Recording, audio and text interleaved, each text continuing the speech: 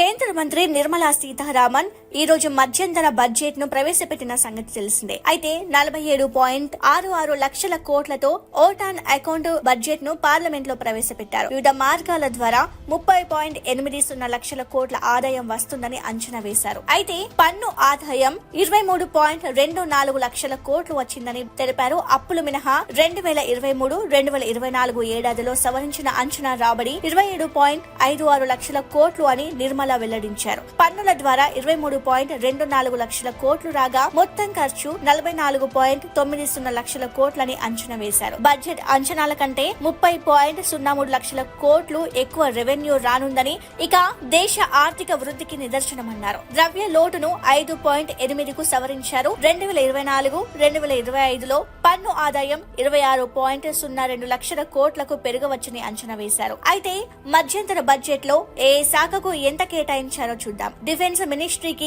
6.2 లక్షల కోట్లు, రోడ్డు రవాణా శాఖకు 2.78 లక్షల కోట్లు, రైల్వే శాఖకు 2.55 లక్షల కోట్లు, వినియోగదారుల వ్యవహారాల శాఖకు 2.13 లక్షల కోట్లు, హోం శాఖకు 2.03 లక్షల కోట్లు, గ్రామీణాభివృద్ధి శాఖకు 1.77 లక్షల కోట్లు, కెమికల్ అండ్ ఫర్టిలైజర్ శాఖకు 1.68 లక్షల కోట్లు, వ్యవసాయ మంత్రిత్వ శాఖకు 1.27 లక్షల కోట్లు. ఇక వివిధ పథకాలకు కేటాయింపులు ఎలా ఇచ్చారో చూద్దాం. గ్రామీణ ఉపాధి హామీ పథకం 86,000 కోట్లు, సోలార్ విద్యుత్ గ్రిడ్ 8,500 కోట్లు, ఆయుష్మాన్ భారత్ 7,500 కోట్లు, సెమీ కండక్టర్లు డిస్ప్లే ఎకో వ్యవస్థల తయారీకి 6,903 కోట్లు, పారిశ్రామిక ప్రోత్సాహకాలకి 6,200 కోట్లు, గ్రీన్ హైడ్రోజన్ మిషన్ కి 600 కోట్లు కేటాయించారు.